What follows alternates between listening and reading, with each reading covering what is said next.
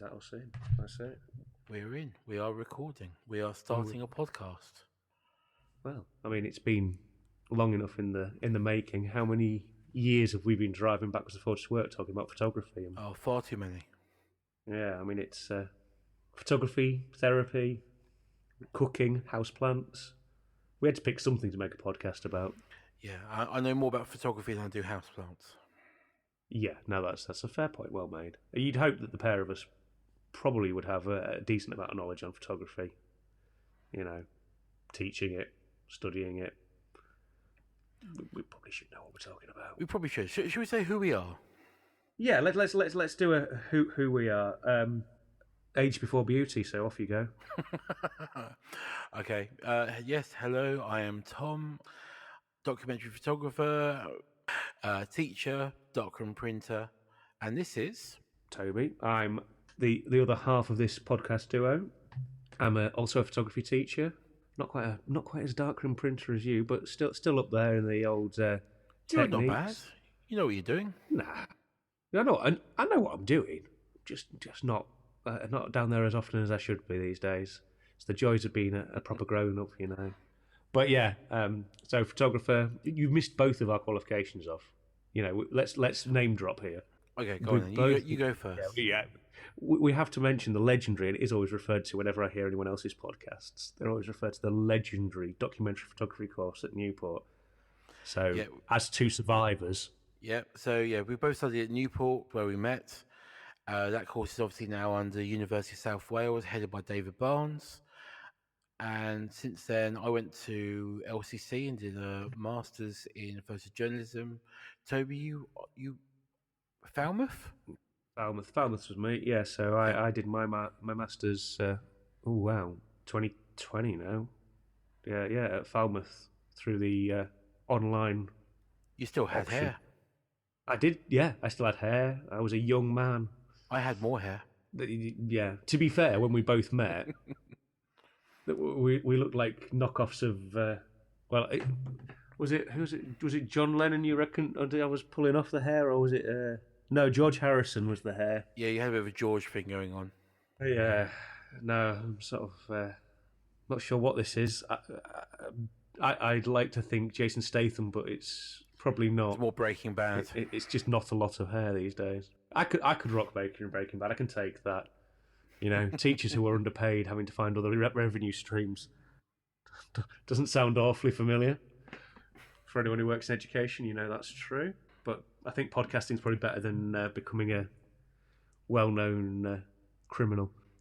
Probably. I'm sure there's some overlap, but I can't think of anything right now. Anyway, Toby and I, we talk a lot while we're driving to work, and we keep on saying, "Oh, we should record these conversations," and we never do. So we're doing it this way. We set the world to rights. We talk about photography. We try to understand other ideas in photography, I suppose, in terms of what is considered documentary. We learned quite a traditional idea of that, didn't we? Yeah. I mean, we also, you know, we were, I think, the last cohort to enter the course that we did at Newport, name drop, as traditional documentary, you know, black and white, 35mm, social commentary, I suppose. And as we were there, it changed. And I think documentary photography has gone through, I don't want to say a renaissance, because I don't think that's the right word, but it's certainly gone through a evolution. Could we call it evolution? You know, it's becoming something else, because it's not in... You don't see documentary in the newspapers anymore, or not to the same degree. You know, you haven't got your Eugene Smiths and your Del McCullens doing multiple page photo stories in the Guardian or, you know, the like. That's not happening anymore, and I think we realise, or we see now a lot of documentary belonging in the gallery or the photo book, which actually, funnily enough, this morning was the topic of our drive. I think we should actually go with that. Actually, I think we should scrap our plan. Yeah, let's throw it out the window. Let's be spontaneous. Let's be like we are in the car. Yeah, let's go with that. I'll swear less and shout about other drivers, probably slightly less when doing a podcast in the office, rather than If you have trying a to coal overtake horn the there, tractor. I am worried. Oh, next episode, my friend. I shall get the sound effects out. Me overtaking a tractor. All right, so context. We were at uni when the iPhone was invented. Yeah, which ages or something, Chronic, mate. It There are going to does be people listening to awfully. this. We were at university when the Icelandic financial crisis happened. The first credit crunch. The first, well, maybe not the first, but the But, first one that we've first had. one we've survived. Yeah. And in that time, at the course that we were studying dramatically had to change because the industry changed. We went in and Life magazine was still hanging on by a thread. And we left, and you couldn't get a job as a photojournalist because the newspapers were struggling. People were just reading the news online. And anyone with an iPhone was automatically a photographer. And they were doing it for free because they got their name in the papers. Whereas we wanted to get paid. Dirty derby capitalists that we are. Wanted to make a living. How dare we? I know. You should do it for the love of the work. Sorry, I'll be quiet. Not helpful for a podcast. So we were talking this morning about something that was said on, I think it was on the Sunny 16 podcast a couple of years ago by Simon Norfolk. If it wasn't Sunny 16, it was. No, it wasn't. No, it wasn't. It might have Sunny been 16. a small. Yeah, Was it a small voice? small voice. There we go. There we go. We got there eventually. Wait, there's a lot of photography podcasts. There are, and a lot of very good ones. And Not us, though. Behave.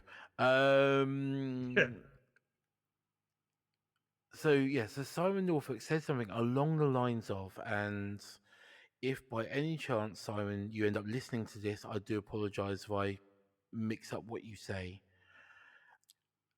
That essentially the era of the photo book, which has been king since Robert Frank's The Americans, is essentially over.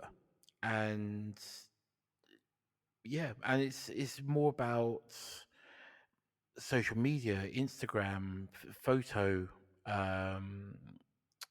stuff like that is more where to see exciting photography than the book. Yeah, I mean, I think he said that. Well, again, I'm paraphrasing. We probably should have re-listened to that before this, but hey, whatever. Couple of points. First of all, I have to admit to my shame, only recently did I get my own copy of The Americans. How recently? In the last 6 months, which, you know, it is a shame. It is something that I have accepted and will take my licks as a photography specialist who didn't own a copy. I think it is actually something they're supposed to give you when you graduate, but I obviously missed mine. The other thing, I think he said basically that all the best photographers now are essentially the young kids coming up on Instagram who are not bothered so much about the theory. They're not reading Sontag. They're not spending their life questioning a photograph of their mother. Anyone who gets that reference, you've suffered the same as I have, and as has Tom. But there is still a cohort of academics, I guess, photo names. Should we say names? We know. I'm not going to name names, but we'll say photographic names who make coffee table books, and they sell smallish runs of these books. You know, I mean, still thousands and thousands, but not in the same way that things like Minamata is sold or was sold, or the Americans. And that maybe is sort of a rarefied atmosphere where it's photographers making books for photographers rather than making photography books that are accessible or photographs that people are engaging with. I think some of that actually might be the way that those books are being produced now. So it's not so much a case that a photographer would go to Thames and Hudson with a portfolio and say, can we publish this? Working out the finances, putting the money forward to make it happen. It was more independent. It's more ad hoc, I suppose, and Kickstarter has been a huge part of this. So most of the photography books that I've bought over the last year are Kickstarter campaigns. So Cafe Royale Books, Brendan Barry, I've got a book of his on its way to me in the next few weeks, I believe. Flowers for B, which is just beautiful. I can't wait for that to arrive. And these were, the Kickstarter campaigns. And I think you're right, Toby. I think when you're saying, you're making the books for photographers, that is the audience. That's the singular audience of it. I think it's there's potential. I mean, I think that's a great thing to do anyway.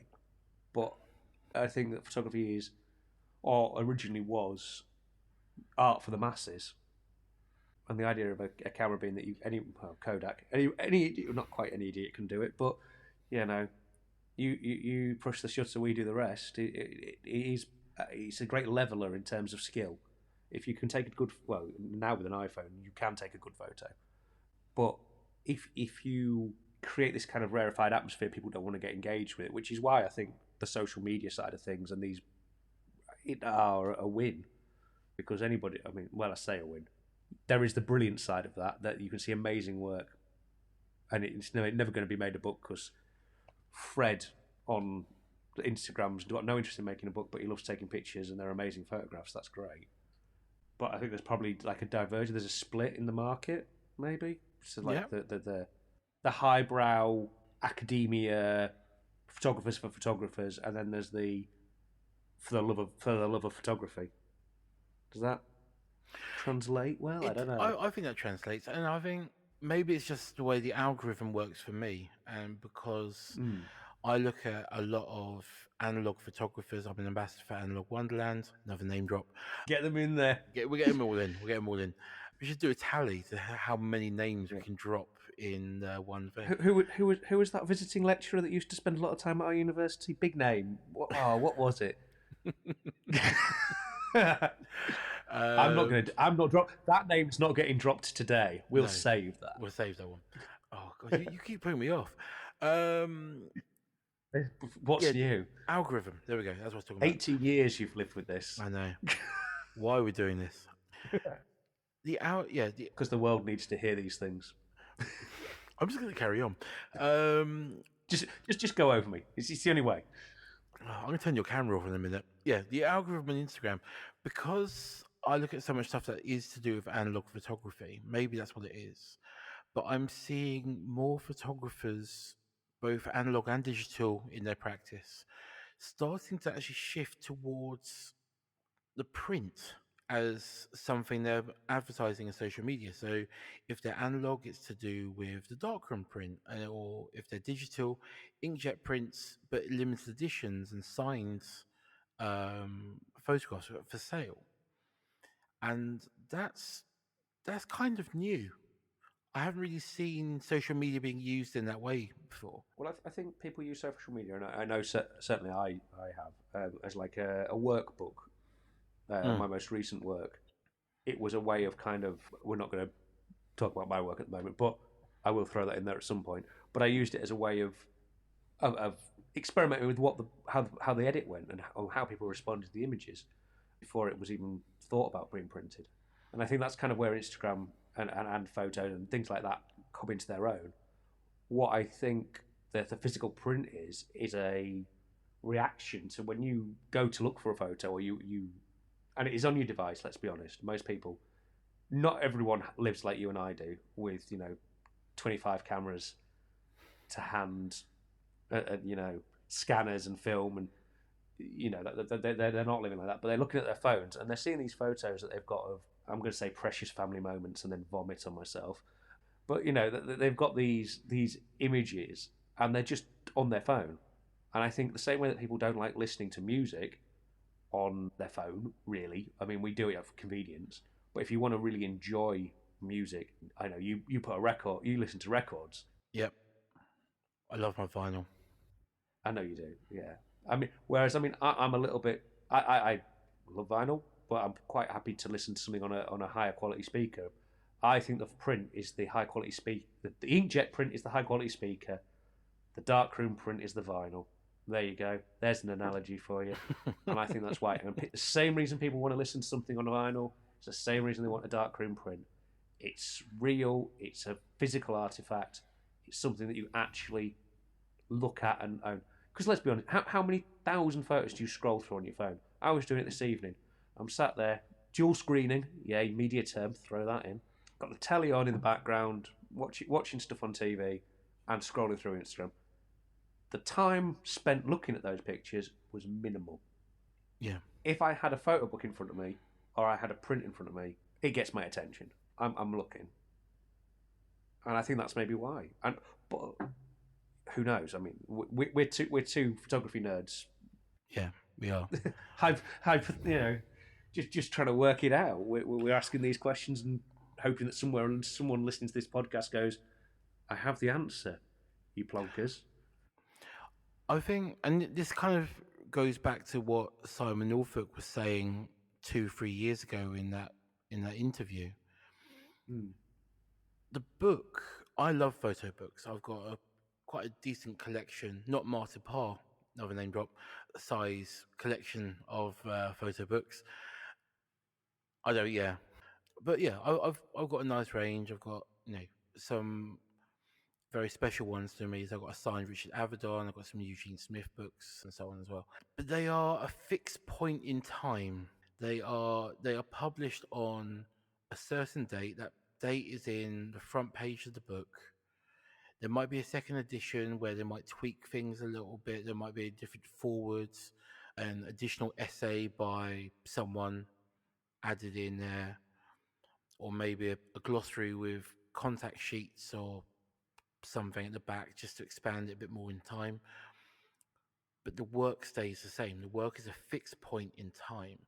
Social media, and this is very true of your work and what you've been using Instagram for, is almost like an open diary of, because your project is so personal to you. Yeah, it is. To engage, it's engaging in a completely different way, and it's fluid, it's moving, it never ends. Well, I mean, are we saying that the book is because the biggest problem with photo books, and I see a lot. I mean, I see them as a teacher. The weight on the shelf. Photography. Well, I mean, literally, as we're having this conversation, I was just looking over at my photography.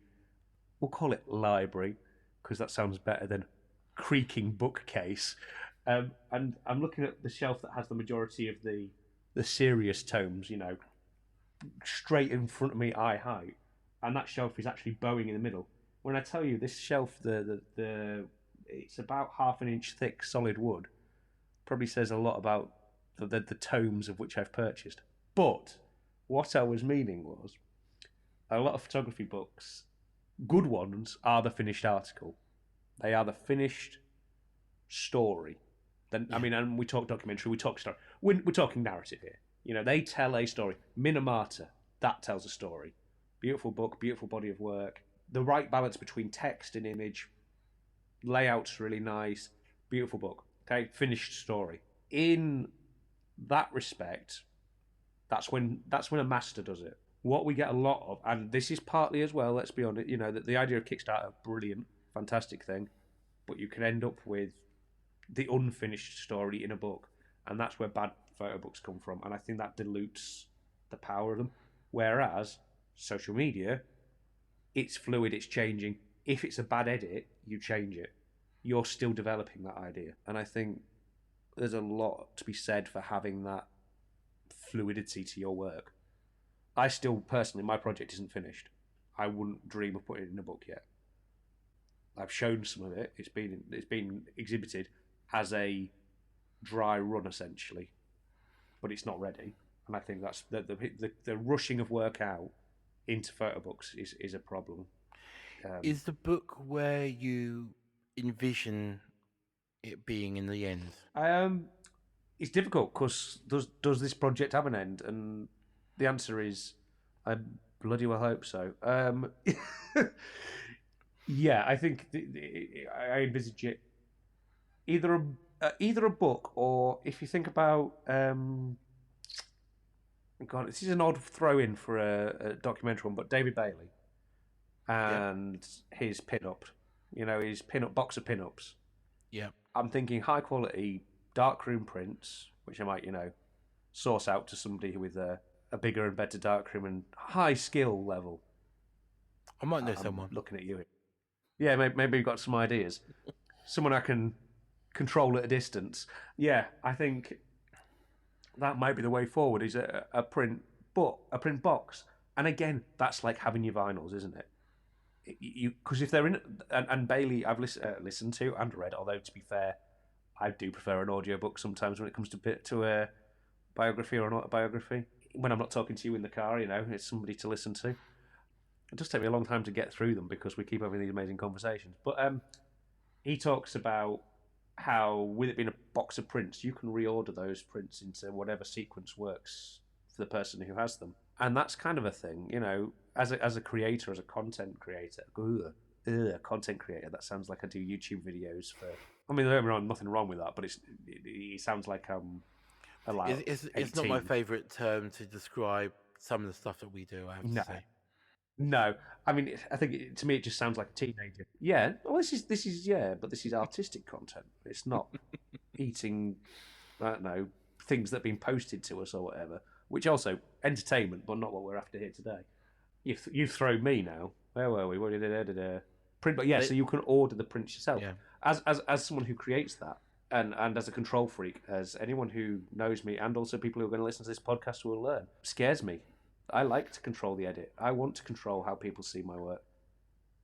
But I'm intrigued by the idea.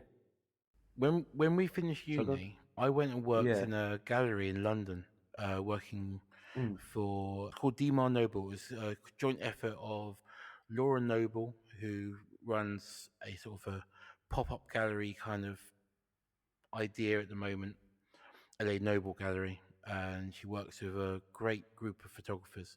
And Michael Demar, who writes for a photography journal, I believe now. I haven't spoken for a long time.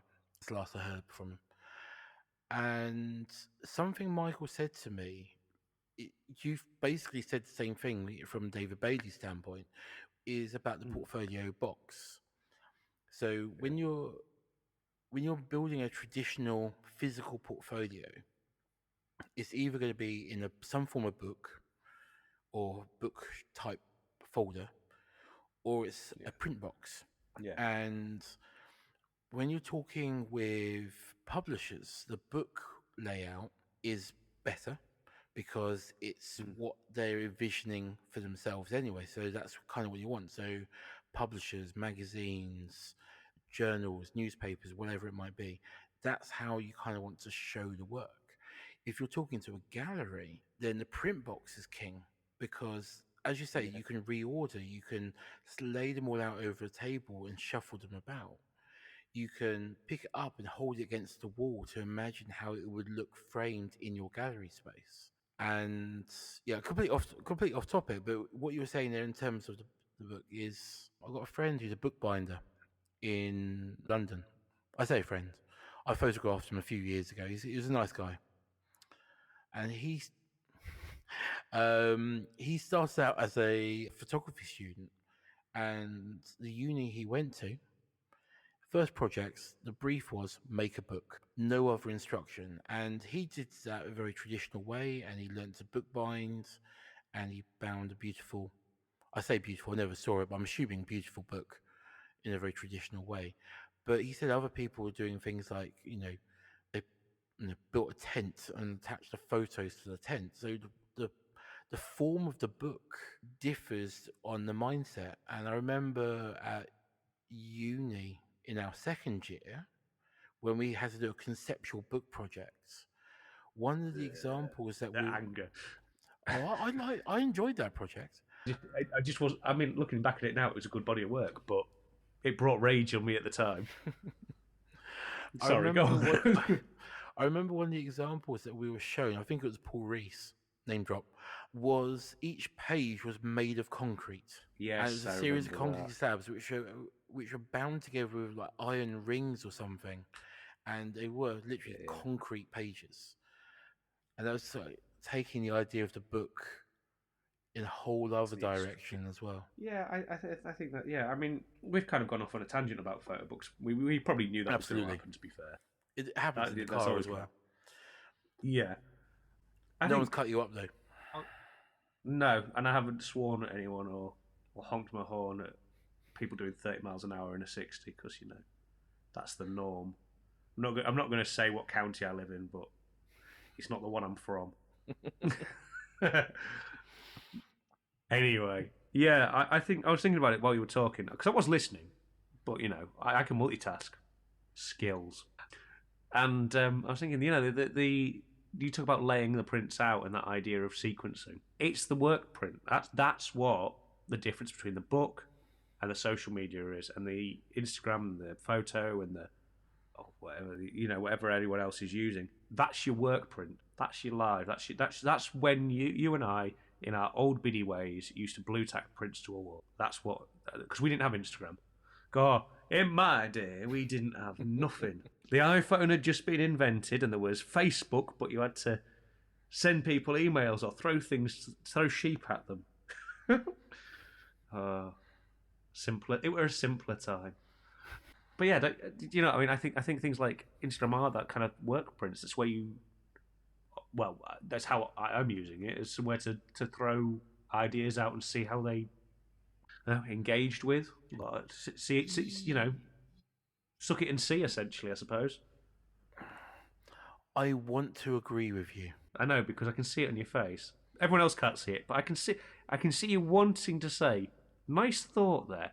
But I can also, having known you for as long as I do, know there's something niggling at you about it. And go for it. I want to hear.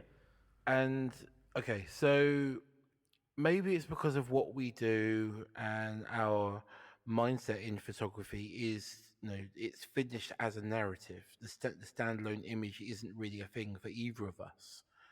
If it is, it's not. It's a nice thing, rare. But we don't get excited by a single photograph. We get excited by 32 to 100 photographs being a body of work. It's got to tell a narrative. Like, one picture can tell a narrative, but it needs to be backed up by more. Yeah, it's like well, photography's like, it might have been Clive Landon, it might have been Pete Davis, 2 more name drops there. Could even have been Ken Grant. 3 name drops in one sentence. It was one of them 3 who talked about photography being, or documentary photography, the narrative. You've got word photos and you've got punctuation photos, and you need all of them to make a sentence. That sounds very Ken. It does. He's quite a poetic guy. I think it might have been Ken. And he talks about the narrative. And he was talking about the narrative, and it was like, you have those big images that say a lot. Let's grab, I don't know, Nick Hutt's Napalm Girl. Yeah, that is a big image that says a lot. Yeah, that's your first word. You need something quiet after that, and then build your sentence around those with those great narratives. Because not every picture is going to be a banger. It's not all got to be explosions and chaos, and some of them have got to be those quiet moments. I mean, we're going into Vietnam territory now, so I know. With that in mind, I mean, you jumped to Nick Hutt. Yeah, I go to Larry Burrows, and I think in terms of those poetic, that mix of poetic and action. No, he was literally throwing himself out of helicopters. Yeah.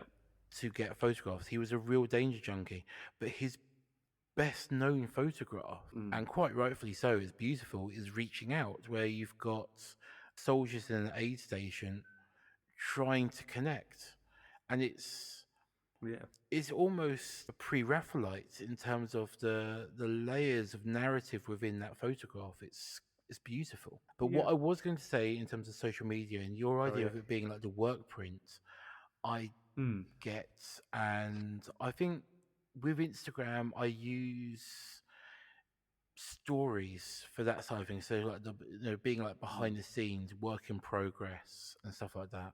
But I think when it comes to actually what goes into your Instagram main feed or onto photo app, stop playing with your phone. I see you. I'm behind the scenings for our social media.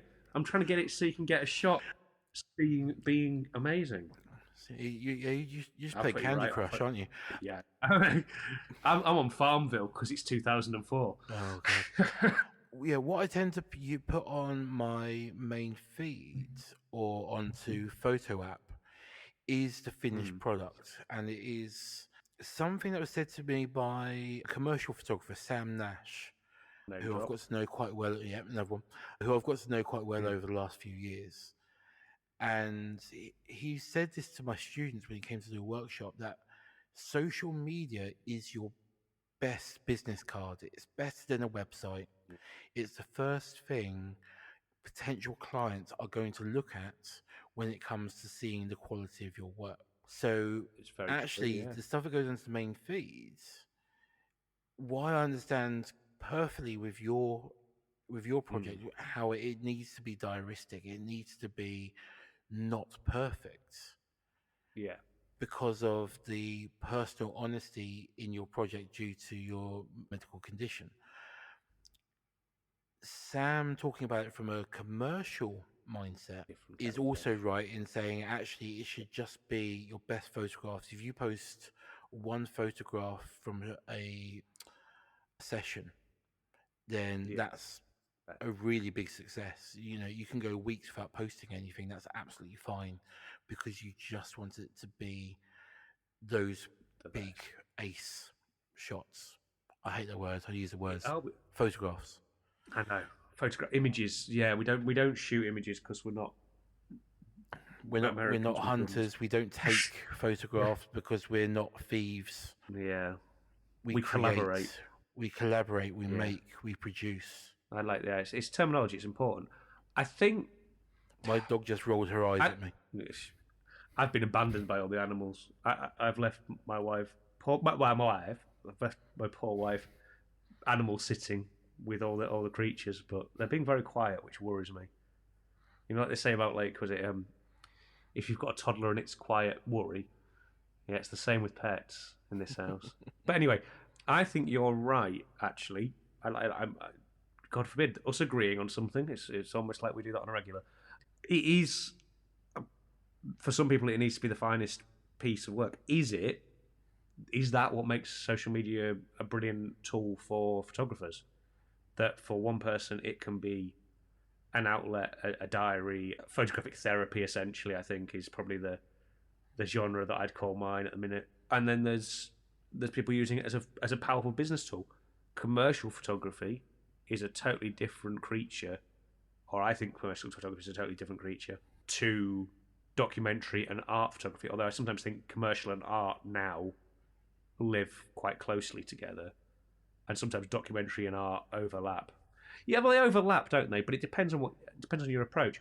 And this is something that we see more and more. If you look at some of the stuff that's coming or being shown at the Martin Parr Foundation, some of that kind of blurs the line, doesn't it? You know, is it wedding photography or is it documentary? Yeah, I think that's actually very true of Martin Parr, though. He was one of the first photographers, certainly in the UK, to really push documentary into the gallery space. Yeah. At least on a successful level. Yeah, I mean, and controversially, because there were others at the time doing similar things. You know, when you think about his sort of peers, there's some big names kicking around in that little window of time. You know, yeah, who were, I suppose you could. This is a weird analogy. Okay, just roll with it.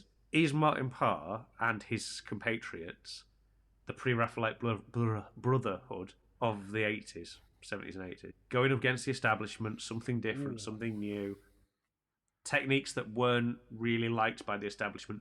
But let's be honest, Bresson didn't have a nice word to say about Parr, and we call him he's the godfather of documentary. Yeah, Philip Jones Griffiths wasn't a fan either. I know that much. They're very traditional, though. No, yeah. But yeah, so there's your traditional. So is he the Gabriele Rossetti? You know, yeah. maybe with less lady friends than Rossetti had. But you know, this is turned into an art podcast. It has really, but that's fine. This is our conversations. Yeah, this is real. I do see where you're coming from, and I don't want to say it because as much as I respect Martin Parr, am I the biggest lover of his work? No, I'm not. There's elements of his work I absolutely love. Bad Weather is brilliant. I don't want to say you're right because I know he does have an ego, and I don't want to inflate that anymore. Okay. He has made massive steps in the right direction with what photography needed to have happen to it. Yeah, no, fair enough. Yeah, I mean, like I say, he's done amazing things. He is on every podcast, every documentary. He's in every photo book, whether you like it or not, more or less these days, because he's a big name and he's done a lot of stuff. But I do sometimes, he's a as a great teacher, I occasionally, communicator. yeah, which is part of what we do. I do admit that I occasionally get sick to death of seeing his work in student sketchbooks. But he's an easy win. When the kids go, I want to do something about being British or looking at British culture, you kind of got to go to him. I mean, there are others, Waplington, Paul Rees as well. You know, there are others who've done it, but he's so prolific and he's everywhere. But I think that's maybe that's part of the issue. Maybe because we're educators, we see his work a lot. Or I do. I don't know. Do you? I feel like you probably do. I do. I think it's more we see bad replications of his work, and I'm not talking about my students. I love my students' work. I love their dedication. Some of them do not great replications of Martin Parr's style, but it's part of their journey. I'm on about other photographers who have made success for themselves by replicating his stylistic choices. And I have long referred to this as Parrism. It has become an ism in its own right. It is a Parrism, and that's just true. And I think if you're going to, when you do something the first time, and you are the OG, as the youths do say, yes, I'm learning. I'm down with the kids. You were till you said that. I wasn't until I said that bit. Yeah. When you're someone who creates a new idea or explores a concept and you're the best in inverted commas, people can't see me doing inverted commas, but I'm doing inverted commas with my hands. Then that's you speaking in your voice. And there's loads of arguments about is Parr middle class documenting working class. I'm sure somewhere on this podcast we'll have that conversation on another day. But love him or loathe him, it's his voice and he's speaking in his voice. When you see other people who are using Parrism, our term, they are speaking in somebody else's voice. That's like karaoke. Yes. That is, and karaoke, great fun. You go and blast out Journey. You know, you can sing about being a small town girl, but no one else wants to hear it. We all do this. We all do visual karaoke. Oh yeah, well yeah. I mean, if you, I've long held, if you like your own work, there are two things. First of all, you're a tosser, okay? Because your ego is so big that you don't question your own work. Second thing is, you should put your camera down. You have no growth left to have. If you love all your own work and there's no more growth to have, you've shut off. It's the same kind of idea in education. If you think you're done learning as a teacher, you shouldn't be teaching. And photography is the same. There's that kind of. I think you've got to accept that if you're a good photographer, yes, you will have your karaoke moments, but you'll identify them, and you'll know that you can build on them and make better images. We are going off another tangent, but I think. I know, yeah. Well, this is what we do. Everything that could be done visually or creatively has been done. There's a quote which I remember seeing years ago, and I've always enjoyed it. If something's worth doing, somebody has probably already done it. Which sounds like an excuse to be lazy. But what I add to that is it hasn't been done by you or by me or whoever. Yeah. And that's where our voice comes into it. instead of replicating Martin's voice or Gene Smith or whoever it is.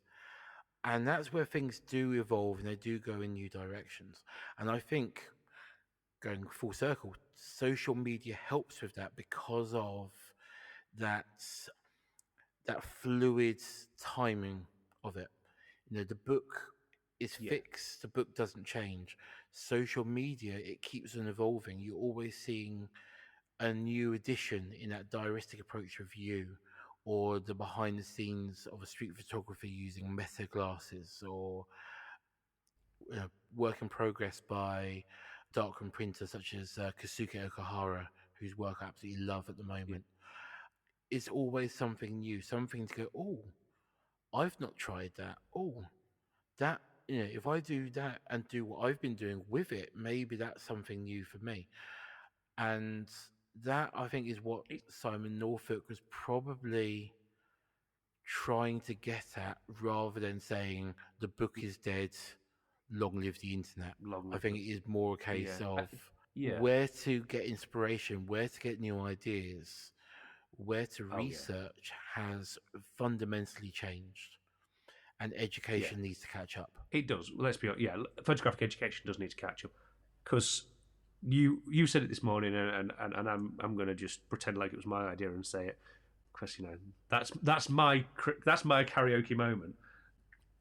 When you say to a kid, it's in that book over there, or you say, oh, look at this book, they look at you like you've got two heads. But if you say, check out this Instagram, as you said this morning, and I'm now saying now because now it's my idea, they're straight on there. And to be fair, when you said that this morning, I was like, yeah, he's right. And so I tested this theory with my photography students today. Oh, okay. And I wanted to see. I was like, I think he's right, but let's, without telling them, I'm not experimenting on them. Well, I am a little bit, but you know what I mean. I was like, okay, so we're going to look at some photographers. We were talking about, I won't bore you with it, but it was theory time. And I said, there's a couple on the bookcase. There's a couple of photography books I want you to have a look at, and there's also these photographers that you can look at on social media. Boom, phones out straight away. Now they might have been going on their own social media. I don't think they were, because they were showing me images and going, I like this and I like that, and they were screenshotting it, and straight away they were putting it into their digital portfolios, and then they were messaging people as well. They were messaging photographers without this kind of like barrier of, they're a famous photographer. They're someone on social media, so you can just send them an instant message. Yep. And there's another benefit to this. So I stole this from one of the music teachers where I work. Okay, it's not my idea. I stole it from Chris, and he said in a staff meeting a few months ago that he will often get his music tech students to go and look up a microphone company or a particular speaker or whatever on their Instagram. But what it's doing is it's retraining the algorithm. So rather than showing them cats being freaked out by cucumbers, it's showing them less of that and more content relevant. I'm just ignoring you. More content relevant to them. And he's absolutely right. And I'm doing that with my students, not that they know it, by saying, "Oh, go look at Philip Penman. Go look at Kasuke Okahara.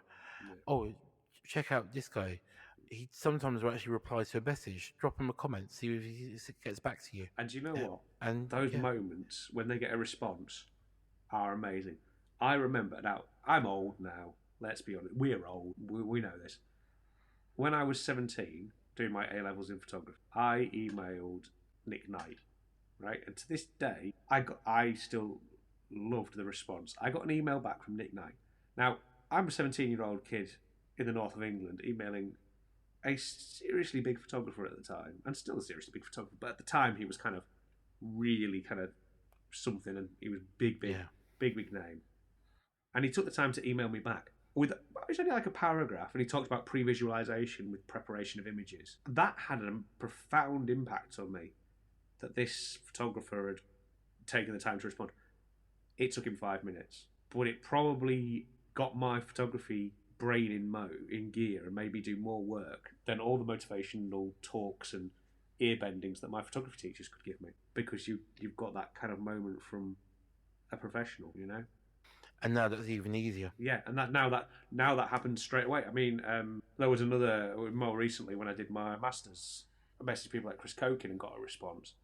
It was less dramatic because I don't view them now as such a massive gulf between me as a photographer and them as a photographer. But still, it's that ability to get a response and have someone talk to you about their work and your work, and in a way that we couldn't do 18, 19 years ago. We've ended up talking about where technology has taken us. Really, it's been quite an exploration, to be honest with you. I'm sure people have probably tuned out.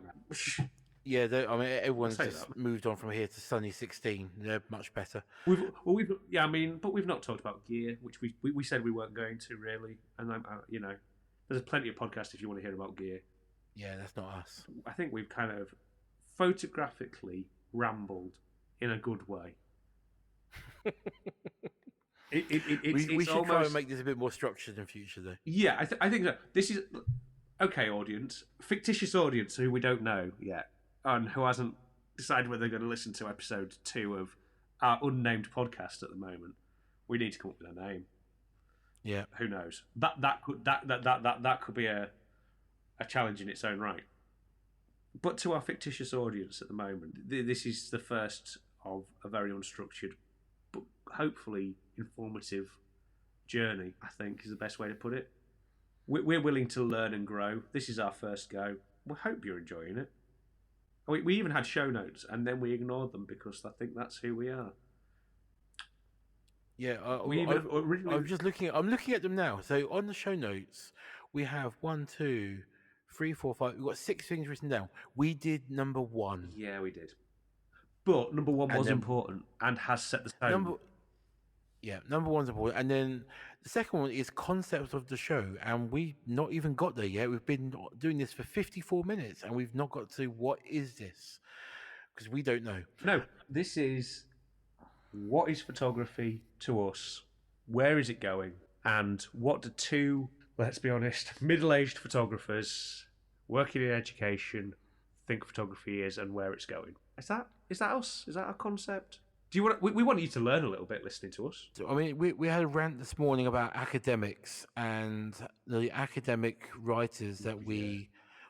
I'm not going to say despise, because that's unfair. I would say survived. Endured. We've endured them. We didn't enjoy their writings. Some we have. So writers like David Levi Strauss and Jeff Dyer, I think absolutely brilliant. Jeff Dyer's on my top. Yeah, I love Jeff Dyer's work. There's one we didn't mention, and we really should. It's David Hearn. Oh my God! What? Yes, actually, that is. Do you know what? This podcast is our version of that conversation. Yeah, you see what you know where I'm going with this now, don't you? We didn't even think of that. We just. I'm excited. I just jumped off my chair, so the sound might have just gone as I wandered over to my bookcase. 1 second, imaginary audience. Right, okay. So Toby goes to his bookcase. I'll give some context to these rambles. David Hearn co-wrote a book called On Being a Photographer. It's very, very short. It's with David Hearn / Magnum in conversation with Billy J. And it is basically, isn't it, interview? It is this podcast. It's an interview, yeah. Yeah. And in there, somewhere, David Hearn talks about the degree that we both did. He founded that course fundamentally, or the course that grew into what we did. And he tries to define what is documentary photography. And he says, and I'm going to paraphrase, sorry, Mr. Hearn, it's easier to say what it's not than what it is. That's what this podcast is. It's easier to say what it's not than what it is. And I've actually got the book out. Do you know what? I've read this now far too many times, but I've pulled it out of the bookcase. And before our next podcast, it's having another peruse. One of the chapters, and something that kind of is relevant, the future of photography. Now, this was written. Check out my 90s? Old school skills. Look, it was published. Copyright. Here we go. 1997 was the first published. So the question is, This is, by the way, this is the third edition, printed in 2003. Still ancient. We'll have a little look and see whether he predicted it right, or whether photography's changed. But that's what this is what this episode has definitely been. Us telling you guys who we are. Us having a little rant and a discussion about where we think photography is and where it's going. and to be honest with you, we will get more focused. We'll discuss specific photographers, specific projects, especially work that's coming out. I think we want to maybe get some guests on every now and again. Have a chat with someone who's got if you are a photographer on the up and up, in fact, or on the down and down, if your work's never been seen but you think we'd enjoy it, get in contact.